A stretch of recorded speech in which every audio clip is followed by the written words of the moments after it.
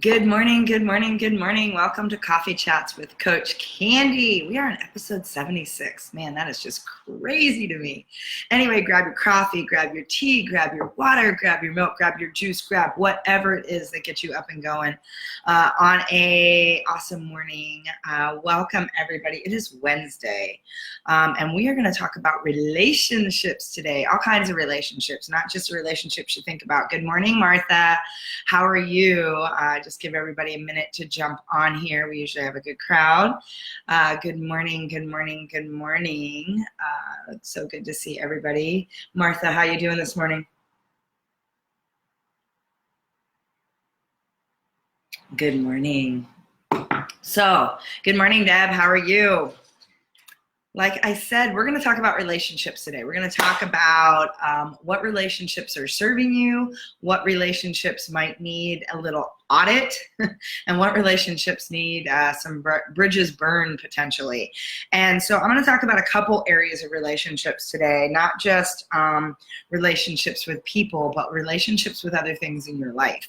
And so one of the things I want to jump onto first, because, you know, we do a lot, especially with good morning, especially with the Destroy the Noise conversation that we've been having. It's a great day to talk about relationships. Yes, it is. And so we've talked a lot about relationships in terms of, you know, the opinions of others, who you're surrounding yourself with, inner circle. And I want to come back to that. But the relationships that I really want to dig into first this morning are really around some of the things that are influencing how you show up. And so I want you to think about right now all the various relationships you have in your life, both with people, with things, with the way you manage your time, relationships with environmental things around you, influences, those things. So I really want you to start thinking about how and where those are affecting your level of performance. Are they, you know, infiltrating the way you think? Are they causing havoc on the way that you sleep? Are they disrupting your focus, disrupting you being able to get into that lane? Good morning, Yvette. So the first one I want to talk about this morning is we're talking about relationships and I've talked about this at length, but we're going to bring it back when we talked about the bookends, especially in your evening bookend and how you're closing out your day, that you need that space to be unplugged. But I want you to think about not just in your evening, because we've talked about media. We've talked about what you're feeding your mind before you go to sleep. We've talked about what fuels your imagination. I don't want to talk about, good morning, Shirley. I don't want to just look at what you're feeding, the media that you use before you go to bed. I want to talk about your relationship with media as a collective whole. And so I want you to think about on any given day, and this is the news, television, social media, this is, you know, movies, this is anything that you're filling your mind with. It's the images, it's the words, it's the things that are going on. Hello. I want you to think about what your current relationship with media is right now. Because one of the things that most of us don't realize, and I get caught up in this as well, and I can tell you, I can energetically feel a difference when I've allowed myself to take the rabbit holes on social media where I get caught up reading somebody's feed, and then it's all this negative energy that I am consuming, and I've gone down this rabbit hole. I'm looking at all these comments and people arguing with each other, because I do not believe, I really in my heart don't believe that you can have a courageous conversation on social media. I don't believe that's possible. It's very two-dimensional. There's too much people just putting their own stuff out there. You're not really engaged with someone in that conversation. And what happens is oftentimes we get really caught up in, especially the political stuff, right? But it could be anything. I saw the other day there was something horrific again, and I've got to find a way to filter this or just completely stay off of it, which is hard because as you're running a business and trying to reach all of you, social media does serve. Social media is a wonderful tool. Some of you I wouldn't know without social media. And so while it's a good tool, I also know that it's like a cesspool you can get sucked into, and it's that, you know, opportunity to like go really deep down the rabbit hole. And I think about the other day, I saw something, and it just was, I almost clicked it on. Everything in me, because, you know, it's the way that the headline catches you, and it was something incredibly horrific about animal abuse. And it was something that I almost clicked on because I wanted to see what they were saying. And then I'm like, don't do it. Don't do it. It's going to completely destroy you. It's going to shift your energy. I'm like, you know enough of what that negative space looks like. You know what's happening. You don't need to read another article about it. You don't need to read another feed about it. But what happens is sometimes our curiosity, our insatiable, appetite for learning, for news, and because there's catchy headlines that draw us in that sometimes we get connected to. Yes, I love that, Yvette. I put a stop to my rabbit holing. I love that. Several months ago, I am watching a lot less TV now too. I read news, but I don't watch it. Yeah, I haven't watched the news. I never was a news junkie, but I haven't watched the news in probably since college. And I mean that legitimately. I don't read a paper. I still happen to know what's going on in the world. It's very easy to tap into things, and I take small doses of it for that reason. And so one of the things I want you to think about is your relationship with media. I want you to think about where you need to audit that. And this goes even in terms of the movies that you consume, the television that you consume, how much television you consume. If you're consuming more than a half an hour to an hour of television a day, it is absolutely affecting your level of performance. And for those of you that think, and I will tell you, I get a lot of people that'll say, oh, I need the TV on for background noise when I'm working.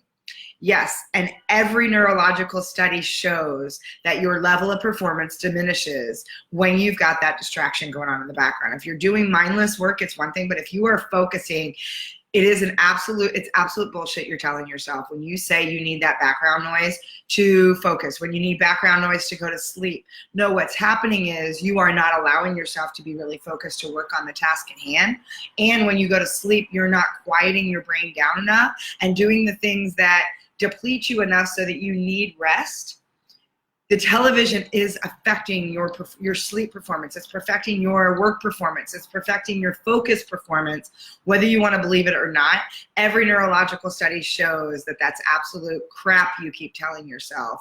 And I know because I get people that will challenge me on that all the time. They're like, oh, but I just need. Now, there are studies that show that there are certain music, especially without words, that has a certain beat and frequency. It's why one of my favorite apps, Brain.fm, is so powerful, because there is music that can absolutely get you into a focus space quicker, deeper, because there's a certain frequency in hertz. I guarantee television is not creating that. Television is actually creating a frequency in hertz to draw you in. It's one of the reasons why you eat mindlessly. It's one of the reasons why you get caught in and like you're binge watching television, because there's a way that frequency, there's a way that they do, that it keeps sucking you in. It keeps having you go down that rabbit hole. So I want you to think about where you need to audit that in your life. Good morning, Mateo. Let's see, Martha, I don't watch the news. I curate my social media. I don't need to be triggered. That doesn't serve me. Yes. And I love that I'm talking to a group of people that get that. I love that all of you take that responsibility, because it's amazing to me how many people say, oh, I'm so offended with what's going on social media. And, oh, it irritates me and pisses me off. And I'm like, you have a responsibility then to turn it off. Here's the thing, stop consuming it. Stop consuming the stuff that triggers you. Stop consuming the stuff that's making you tired and energetically depleting you. And so, yes, give that the animal abuse stuff. Nope, don't need to see it, right? It's another reason I don't watch television. I remember at Christmas time, my mom was visiting, and I have no cable. I have like 19 basic channels. I do have MLB TV, because when I want some downtime, for me, baseball is a way that I want to create some downtime. And I let myself watch the game and it's over. And sometimes I don't even watch the full game, right?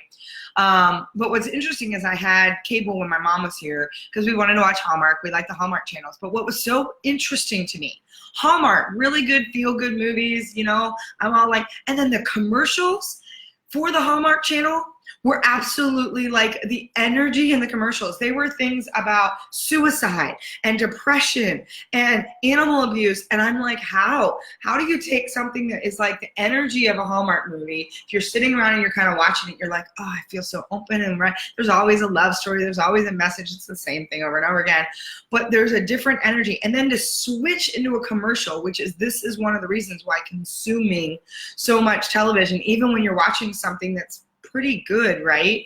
In terms of an energetic level of what it's offering, then you get like bombarded with this blast of energy that triggers you, that depletes you. And it was like crazy. I'm like, I can't watch these movies. I can't watch these because the commercials, even if I was somewhere else in my house, because I would get up, I'm like, it's a commercial. I know these commercials are going to suck. I would get up and go somewhere else in my house, and I could still feel that energetic frequency in my house. And it's amazing to me how you have that switch, right? And so that's the same thing on social media. An ad will pop up. It's just really, ooh, while you're reading something really feel good. And so yes, you need to curate. Yes, you need to audit the things that you're consuming, your media, your television, your social media, all of that. Because if you think it doesn't affect how you're performing, if you think it doesn't affect how you focus, if you think it doesn't affect how you sleep, how you show up, all of that, you are sadly mistaken. It absolutely has an impact, and it has a bigger impact than most of you think, or most people think. I was gonna say, I got a great group of people that get it on this call this morning. Yvette, I read Reuters and the AP, but I don't need endless analysis. Absolutely, right? Find your space. Get what you need and then move away from it, right? And be able to curate. I really love that word. You don't have to consume everything that's in the paper either. If you're reading the paper, you don't have to buy in everything that's in there. Because if you're still living in a bubble that you think the news is a neutral space, if you think, first of all, there's no such thing, and this always amazes me when people say, well, I want an unbiased opinion. Like, okay, that's not possible for anything that's living and breathing in this world. A tree has a bias. A dog has a bias. Every human being has a bias based on their experience and expertise. If you want, good morning, Carol, if you want a neutral opinion, that's something different. But just know that there is absolutely no, and the media of all places is the least biased of all. So if you're going in thinking that what you're getting is the absolute truth, you need to take responsibility to curate what messages you want to take, because every single piece of news, I don't care what outlet it is, has a slant of some sort. Every single news outlet has an agenda, and every single news outlet is biased, and they are telling a story from their perspective, even when they're trying to be neutral. And so I really want you to understand that we have a responsibility as consumers, as those that are consuming the news and social media and movies. And it's amazing to me, I'll hear people say, oh, I can't believe the violence and sex in movies anymore. And my comment, and they're like, the marketing on these things and what they're doing, I'm like, you can't blame the marketers. They're selling to what consumers are buying. If you're so offended with what's out there, stop buying it. Stop consuming it. Stop jumping on Bravo and E and watching the reality television of, oh my God, poke my eye out with a stick. If you want to know why we have a culture that's arrived in the place it's at, it's because that has become our new norm. That has become collectively in our culture, the space where people are like, well, let's just talk about all our dirty laundry and drama and just put it out there and consume it. Stop consuming it. You have a responsibility to audit what you're consuming from a media perspective, and your relationship with media is really important.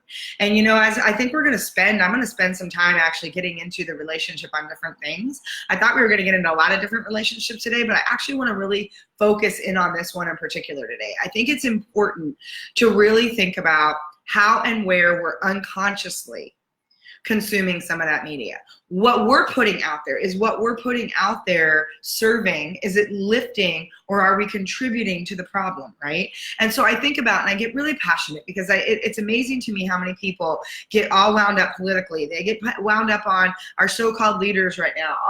And the thing is that's not the problem. There is a problem in it. Okay, let me say that. There's all kinds of stuff going on there. And it's a culmination of what we've allowed, what we've consumed, what we've put a blind eye to.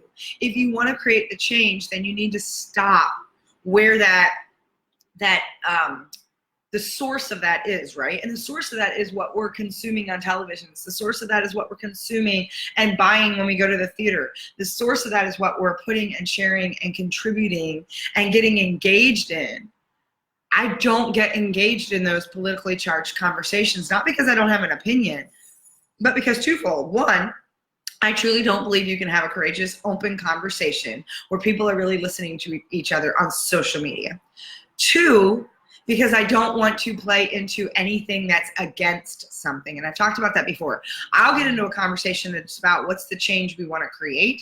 I am not going to get into a conversation about what I don't want, what I want to blast, who I'm against, what I'm not for, because anytime I put energy in that, all we're doing is bringing more of that to us. And whatever you put focus on, whatever you are consuming, whatever you are participating in is going to manifest more of in your life. And it's amazing because I've had clients before that are like, I don't understand why I have all this drama in my life.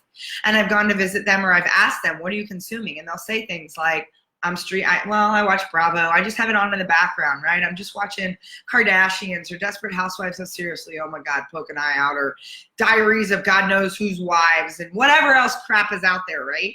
And I'm like, you want to know why you have so much drama in your life? It's because you're subconsciously consuming it all day long, even in the background. Your background noise matters. What you listen to, same thing with music. I've gotten very clear, and it was one of the things that was interesting even when I was at the Rise event this weekend. And there are some songs that, yeah, they don't have the language and the words you want, but you want the beat, and you're just kind of like in that fight. You're like, yeah, I want that. But if you're consuming that all the time, even the words matter. And subconsciously, it's creating programming. So if you're feeling like my self-worth isn't where I want it to be, if you're feeling like you're depleted energetically, be mindful of what is it you're consuming consciously, and even more powerfully, unconsciously, subconsciously. What's going on in your background? What's going on, do you have Facebook open all day long while you're working, even if you're not in it? Because I guarantee things that are rolling on that feed are energetically hitting your space, right? They're creating. So the thing is turn off things on your computer when you're not using them, because they're creating an energy as well. Energy is so important, and you need to be mindful around what you're consuming in that space. So I'm getting really wound up this morning. I really thought I was going to get into all the relationships. We're going to break that down, because today I'm really fired up about media, apparently. Candy on fire again. Yeah, I'm feeling it, Yvette, I'm telling you. Martha, streaming services without commercials are getting very popular. The public will pay to not have to take in the commercials, absolutely. And so, for example, if I go visit my mom, or she comes to visit me for holidays, I will stream the Hallmark Channel and pay the $5.99 a month rather than get cable, because the commercials, I want to audit, curate, because I do love those movies. I love a good feel-good movie. I love the cheesy romantic comedies, and they are cheesy, let me tell you. I don't even deny that they're cheesy. But I love a good action movie. It needs to be earlier in the day. I do not want that before I go to bed. I will tell you, I remember, and an example of consuming, it has been a while, Mario. Good morning. So good to see you, my friend. We have a choice not to consume something. Absolutely, I agree. And so I want you to think about even movies that really draw you in, that make you think. There was a Sunday. This was a while ago. I will honestly, I can declare this right now. I will never do this again, because it was a total mind, you know what I mean? Complete, holy shit, right? I decided to watch back to back all 3 Matrix movies. You know what I'm talking about, the ones with Neo and Keanu Reeves and, Lawrence Fishburne. I mean, like, the movies, right? Like Matrix. Watching one Matrix can mess with your mind, because it really opens up a way of thinking and the way that the writers did it, and there's just so much intensity to it. I streamed, and I'm kidding, I took a break, took cake out, did whatever, but I watched back to back. I was like, oh, I'm just gonna watch the trilogy. I think I'll finally understand how it all pieces out. I sat, and I'm not kidding, staring at a blank wall for probably 2 hours afterwards, because my mind was so like crazy. I couldn't wind down. I had the worst sleep of my life, one of the worst nights, because I had consumed way too much of something that my brain wanted to keep processing. The energy level, everything, it was so hard. It actually took me a couple of days to come off of it. And so again, it was a lesson in being really mindful in what I consume. And I love the Matrix movies. Don't get me wrong. I love them, and will never consume them back to back like that again. I will take space that when I watch them, and actually I'm not even able to watch them for a while. I will take space and care that I watch them early in the day, that I can do some things to clear my energy. Because again, it's not that I don't like some of those things, but I'm really mindful about the container I put them in, and then I audit how much I consume, and I curate the information I want to take with me, and then I find ways to manage the energy so that I'm not stuck in that space that's really high intensity, massive mental processing, want to be able to bring it down. And so another one that I watch, which I don't, and I've been keeping an eye on it on Netflix, although I have to say I'm giving myself rules, because I typically, again, I don't have cable, but one of my favorite indulgences, even though it does mess with me sometimes, is NCIS. And I have been waiting for season 16 to come on Netflix. Typically what I do when I get the new season gets dropped on Netflix is I will binge for a weekend. I got to tell you that I have new rules about that. I can watch maybe an episode or two on a weekend. That's it. And I'm going to let it go because I have a whole year. I don't have the cable. So I have a whole year that I can catch up if I choose to do that, because even some of those episodes have been getting more intense. And it's an indulgent mind. I love the characters. I love the storyline. And I need to watch it at like 11 o'clock in the morning or 1 o'clock in the afternoon so that I can put the bookends on how to manage my energy around it. It's not that you can't watch some of those things. It's about having the responsibility to manage your energy on either sides of it, to audit how much time you're spending in that space, and to curate what information you want to take in. So Yvette, on Facebook, I interact mainly with motivational and inspirational posts and people, and the algorithm has been reset. Absolutely, so is mine. I also have this really good way of going in and unfollowing people who I can still be connected to, but I can unfollow them if they don't know I'm unfollowing them, because I don't want them on my feed. There's another great thing on social media, especially on Facebook. You can go in and actually select. You can have up to 30 or 50, I forget what it is, of your first level notifications. So the people that you want to watch their stuff, you can go in and purposely, where you go into each profile and it says notifications or following, click down and it'll say see first. I have the people I want to see first, and then my algorithm is bringing everybody else. So I'm like Yvette. There's very little that I let hit, and when there's too much something, I will go in and unfollow that person, even though I'm still connected to them, because I don't want it on my feed. They don't get a notification. They don't know. In fact, I've even had, my mom had a friend who she can be really, we all have space. And or somebody asked me a question. They're like, oh, I don't think Candy's seeing my feeds. And I was like, I'm not. Let's just be honest. I'm not, because I don't like the energy of them, right? I don't like that space. And so I'm really clear about clearing that out. I clear out and curate all the time. Mateo, you can't do that. I love it. Right? No, Matrix, man, I'm serious. I did go to the Matrix. I didn't know what was real. I didn't know what was, seriously, that is a mind, that is like, you want to totally just F up your mind. Sit down and watch Matrix for 9 hours. It's about 8.5, I think, total with the whatever it was. It is way too much of the Matrix. And you literally, I was sitting there touching my nose. I'm like, what? I don't even know what dimension I'm in right now. It was, and then, man, can you even imagine? I have very vivid and lucid dreams. The dreams I had after doing that, whoo, they messed me up for a week. Not something I would recommend. In fact, I would insist don't do it unless you totally want your mind scrambled, because it was like, it's too much. It's too much. Same with some of the books I read. I read some really intense books that get into some spiritual, I got to watch that before I go to bed, because my brain is just trying to process that. I do more of my deeper, heavier reading in the middle of the day, and I do lighter, inspiring stuff at night. So be mindful of where you are consuming. And I'm a voracious consumer. I love information. I love knowledge, and things like the Matrix. It makes my brain go, ooh, can get really easy to get sucked into that rabbit hole. So be mindful of that. Martha, as I mature, some of the movies I've really enjoyed many years ago, I filter out now. Yeah, you and me both. I have found much more uplifting content to filter in now that feeds my spirit. Yeah, I will tell you, I had a friend here and her daughter, and they had put on the Twilight series when they were here, and I had to leave the room. The energy of that movie had, like, it just filled my house, and I was having anxiety, legitimate anxiety, because of the intensity and the drama and the violence and the music and the sex and the stuff in that movie. And I'm thinking, oh my God, kids are consuming this. And I really had to do some work to clear it out, because it was too much for me. I might have watched it when I was younger. I have to say, I'm not sure it would have ever been my space.